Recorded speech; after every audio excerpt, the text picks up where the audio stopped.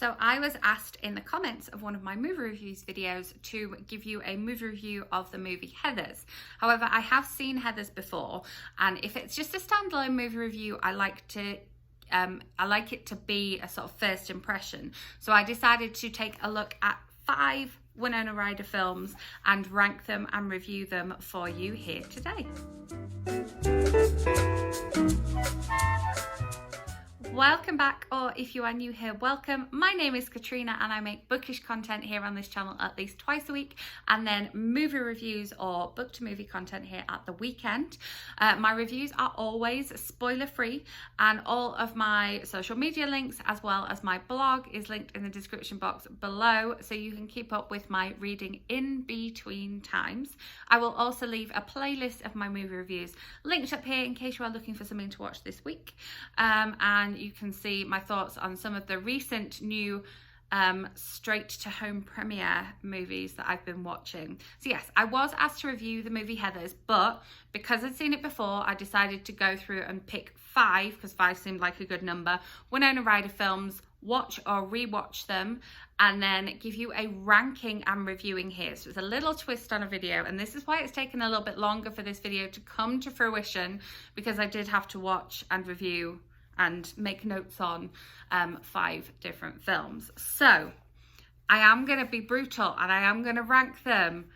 So definitely my least favourite of the 5 films that I watched was Destination Wedding. This is a 2018 release. I watched it on Amazon Prime, and nope. This is Winona Ryder and Keanu Reeves, and this is a rom-com, and yet I feel like it's just a random stream of consciousness, and there's basically no plot. The plot is that they go to this destination wedding, and we kind of know they're going to end up in some way together, and that's basically it. There's nothing that I feel like I could take away from the film. There's nothing that I could recommend to you about the film. Is Keanu Reeves and Winona Ryder, like, you know, they're big name people, but Keanu Reeves was just like weird and prickly and not likable. Winona Ryder was not likable, and the things that they were saying just seemed like awkward and stilted, and the whole plot was, like I say, just felt like one stream of consciousness, and that was it. So it definitely ranks as my number 5 in this list. Then coming in at number 4, we have Mermaids, which stars Cher, Christina Ricci, and Bob Hoskins alongside Winona Ryder. And Cher plays Winona Ryder's mom, and Christina Ricci's mom, and she is the kind of person that kind of travels to one place for a man or to find a man, gets with that man, once things go kind of tits up with him, moves on, new state, new life, new house. And so the girls have quite a sort of hedonistic lifestyle in a way. Cher likes to make these kebabs with marshmallows and thinks that that's okay for breakfast, lunch and dinner, and you know, it's quite a disrupted lifestyle. As a teacher, you know, I would definitely be a little concerned about what was going on with the 2 girls, but this is the 60s, and it seems like a very sort of hedonistic time anyway. This film was interesting because it had 2 very different soundtracks to it, in the sense that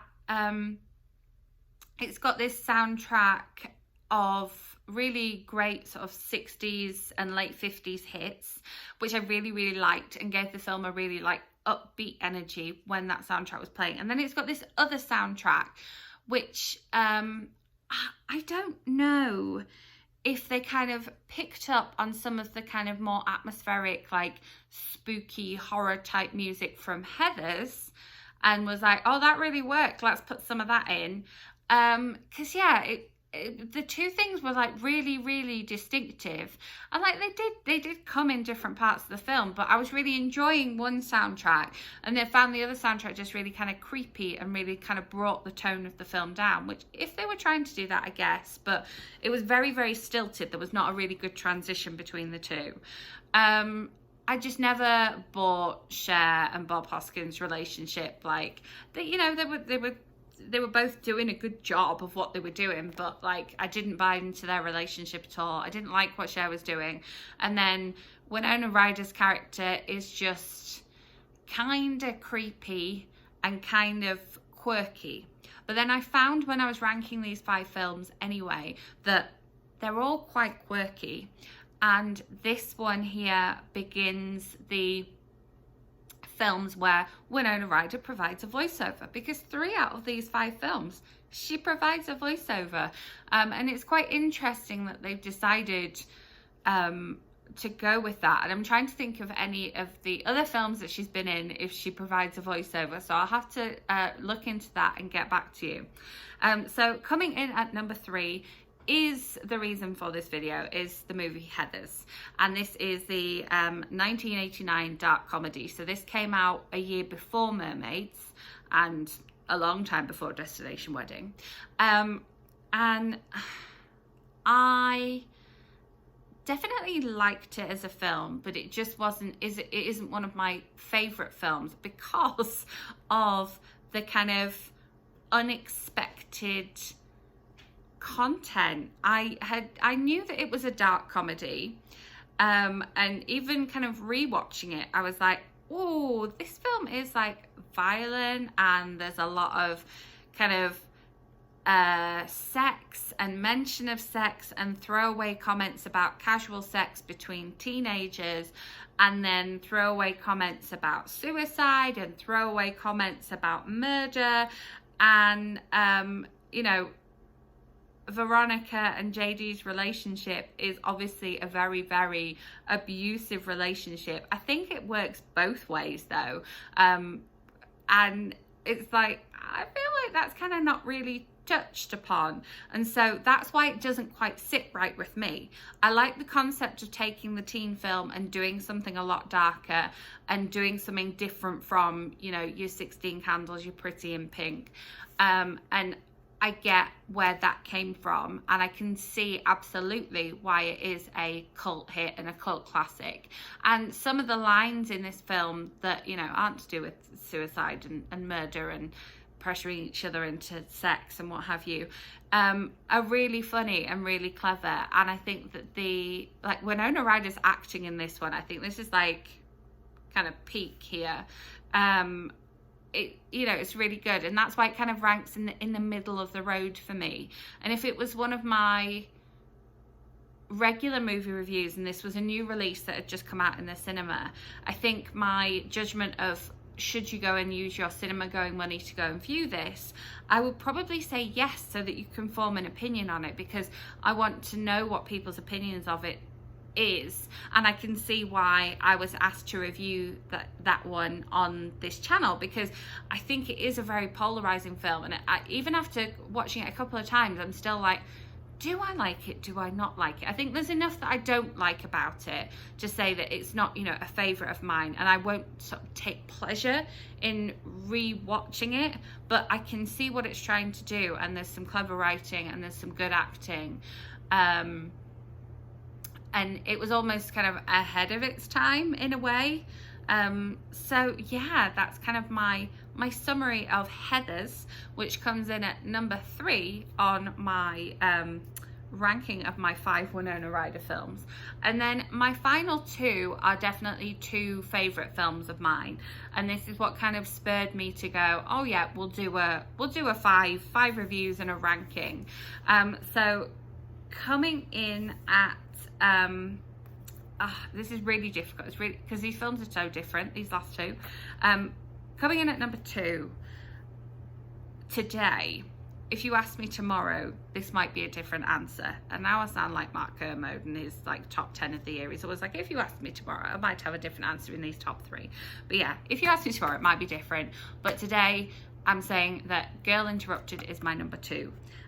This is a 1999 film, and you know, saying that probably Winona Ryder's acting in Heathers was at a peak. I love her acting in Girl Interrupted. It's fantastic, and this is one of these films that I have watched again and again and again, and when I am in the mood for this film, nothing else will do. I really, really like this film. This was the first time I'd rewatched this film as kind of a full-grown adult. I've watched this film in my early 20s and I've watched this film in my teens, but this is the first time watching this film in my 30s. I haven't watched it for a few years, and it was really, really good to kind of go back and see it again. And I didn't realize what a star-studded cast this is. You know, you got Whoopi Goldberg in there, Angelina Jolie, Elizabeth Moss. Like, it's just, yeah, it's full of stars, and they all do a fantastic job with the acting.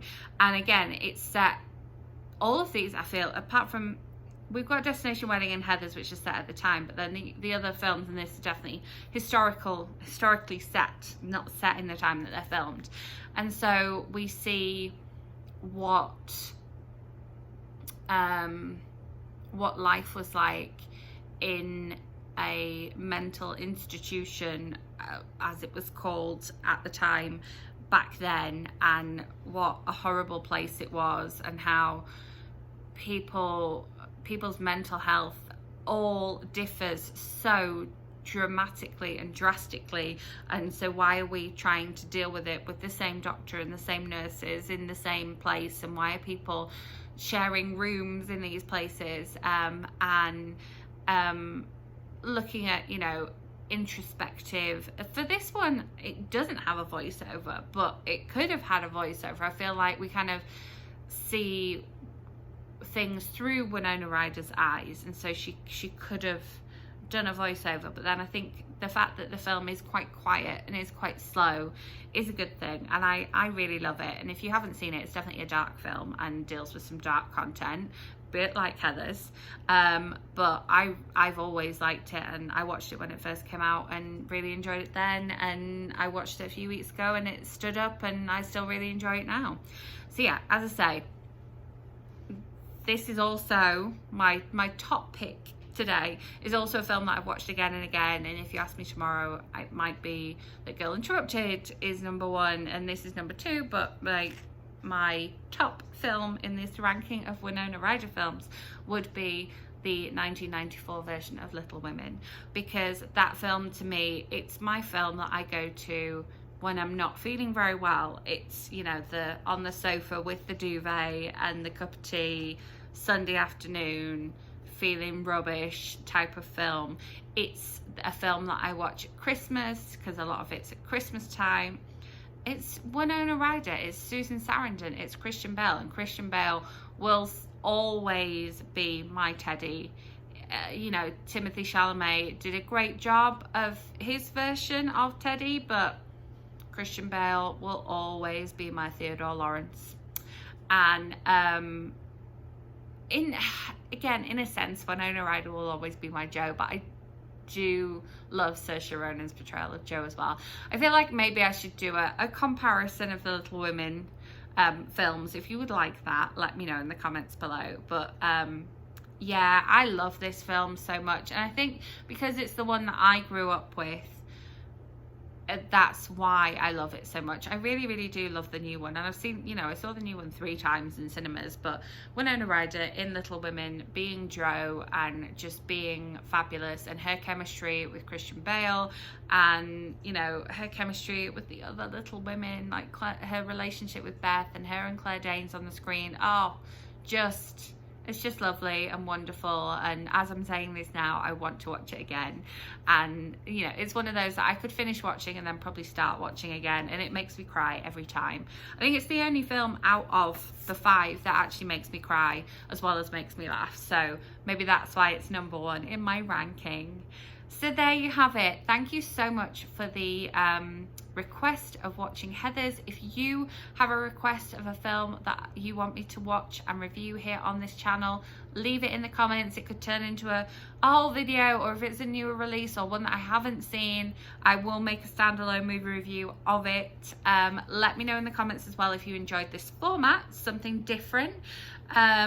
Make sure you are subscribed so my next video lands in your subscription feed. If you enjoyed this video, give it a thumbs up. If you didn't, give it a thumbs down. And I will be back with more bookish content for you in the week, so I will see you then. Thanks for watching.